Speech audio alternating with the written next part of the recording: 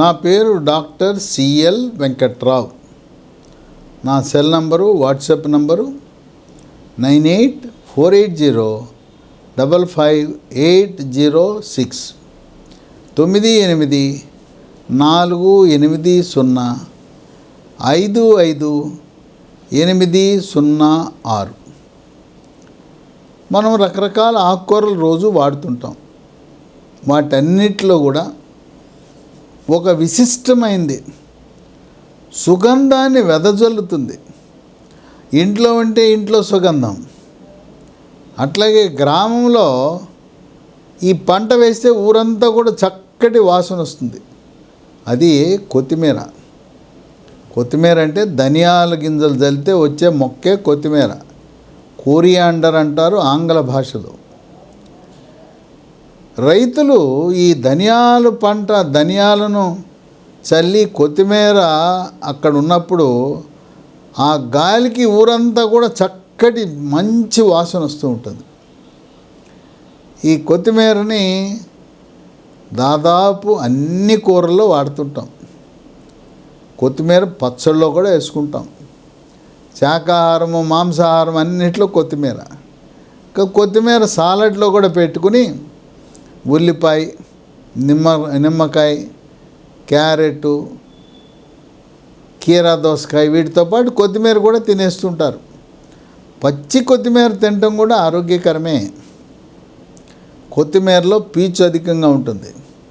ఇక విటమిన్లు vitamin A, vitamin C, vitamin K అందుబాటులో ఉంటుంది. ఖనిజ లవణాలు calcium, potassium, magnesium, iron, phosphorus, manganese దీంట్లో విరివిగా లభిస్తాయి. పచ్చళ్ళు, రోటి పచ్చళ్ళలో కూడా కొత్తిమీర విరివిగా వాడుతుంటారు. కొత్తిమీర వినియోగం వల్ల 10 రకాల ఆరోగ్య ప్రయోజనాలున్న వాటన్నిటిలో ముఖ్యమైనది, కీలకమైనది, విశిష్టత కలిగింది ప్రప్రథమంగా షుగర్ వ్యాధి. దీన్నే డయాబెటీస్ అంటారు, మధుమేహ వ్యాధి అంటారు. అలాంటి వారు కొత్తిమీర అధికంగా వినియోగించడం వల్ల షుగర్ నియంత్రణ బాగా జరుగుతుంది.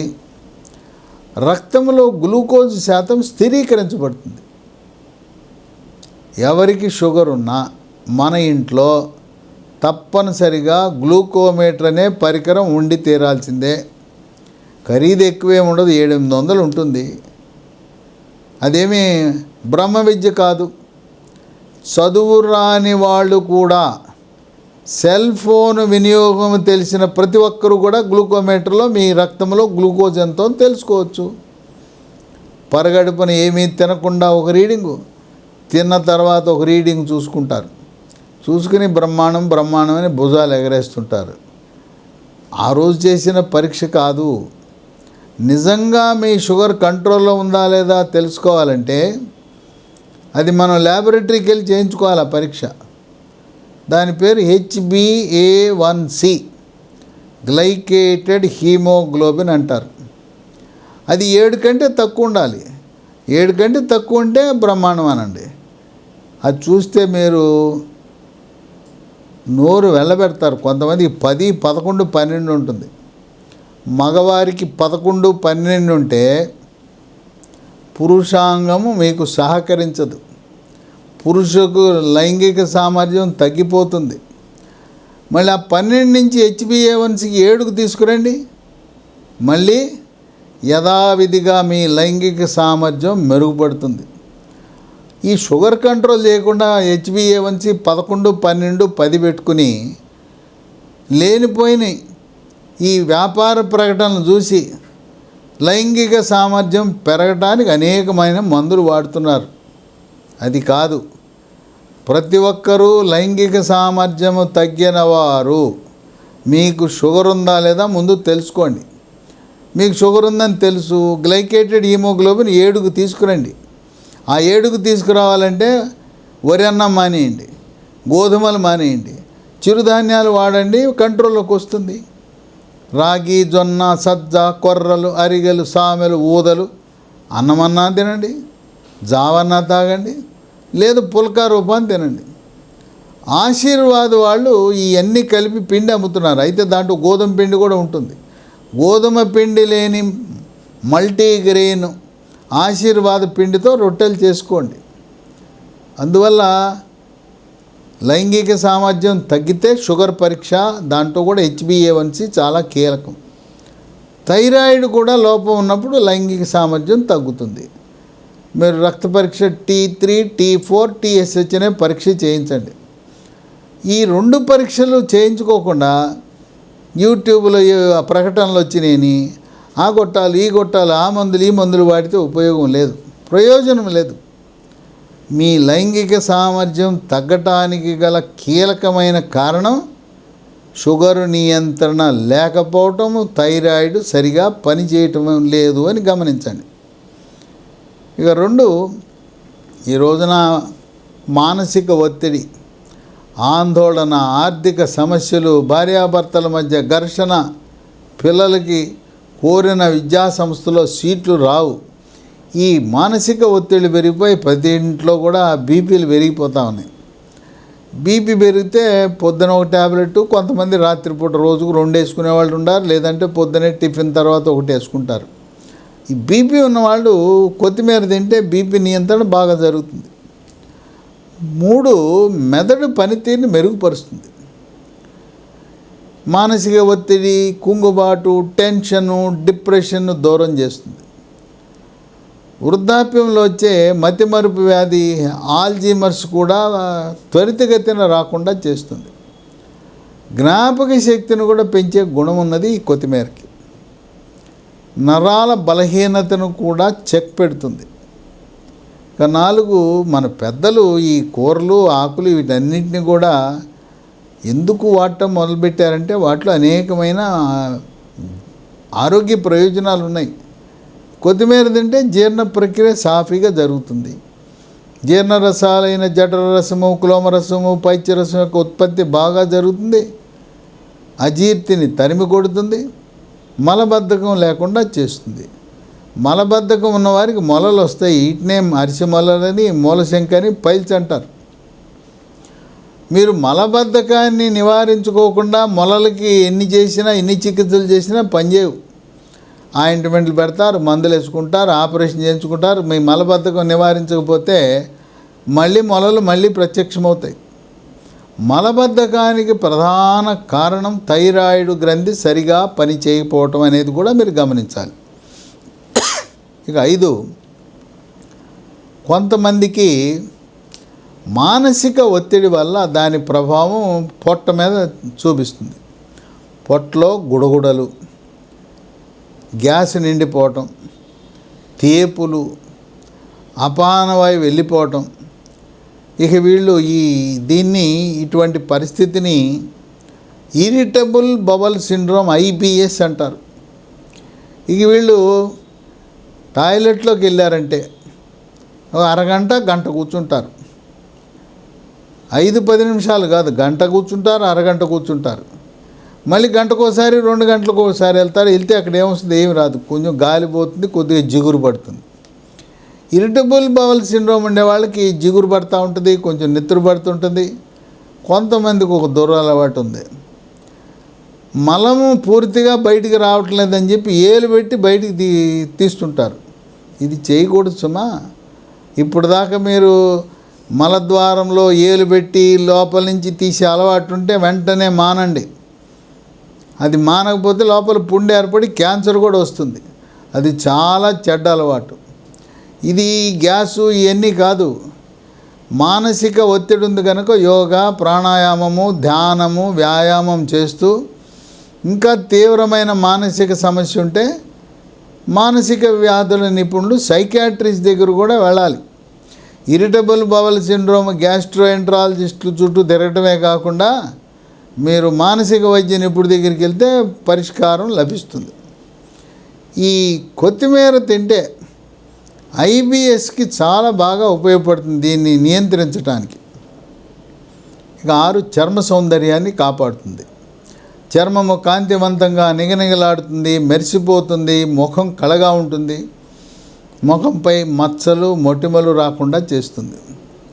చర్మంపై పొక్కులు, గుల్లలు, గజ్జి, తామర రాకుండా ఈ కొత్తిమీర ఉపయోగపడుతుంది.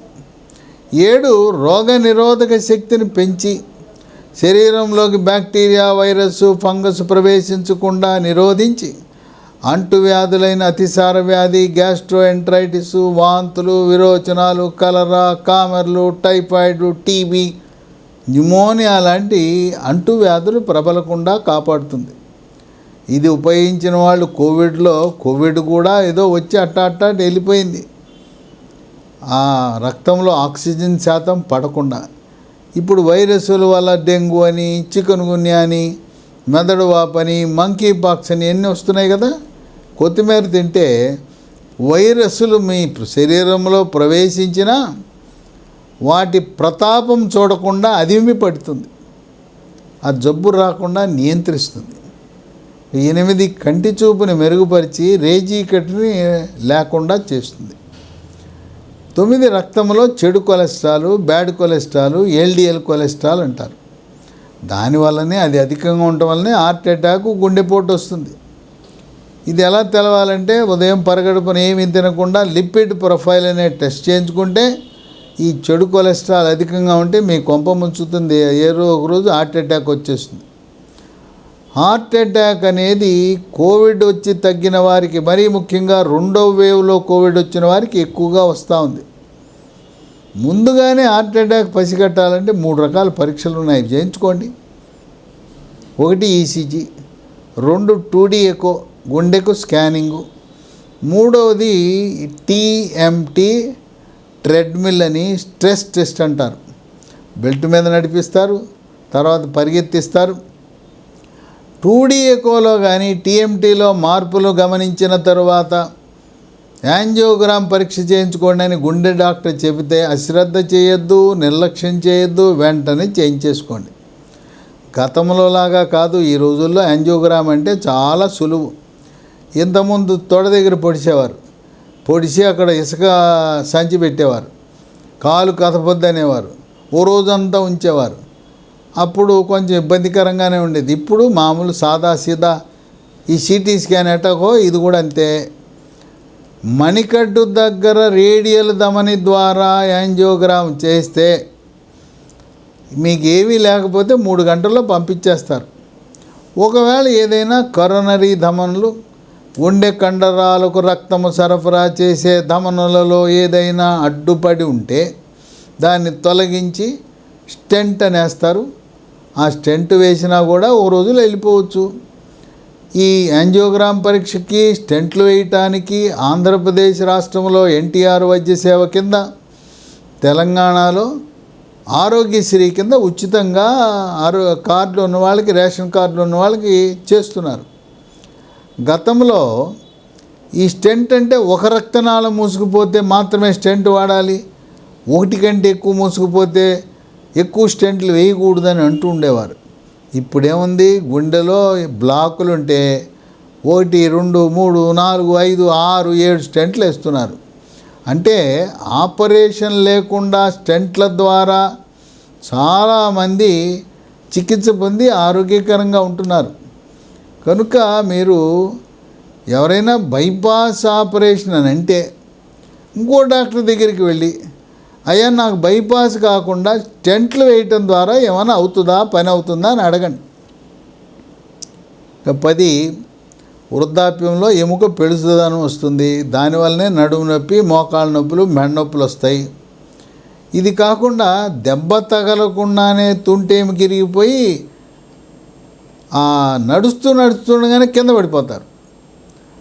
జారి ఇరిగింది అనుకుంటారు, జారి ఇరగటం కాదు, ఎముక పెళుసుదనం వల్ల ఇరిగి కింద పడతారు. తుంటేమి గిరిగితే ఆపరేషన్ చేయాలి. ఈ కొత్తిమీర తింటే ఎముక దృఢత్వం వస్తుంది, పెళుసుదనం పోతుంది, మోకాళ్ళ నొప్పులు, నడుము నొప్పులు, కండరాల నొప్పులకు చక్కటి పరిష్కార మార్గం.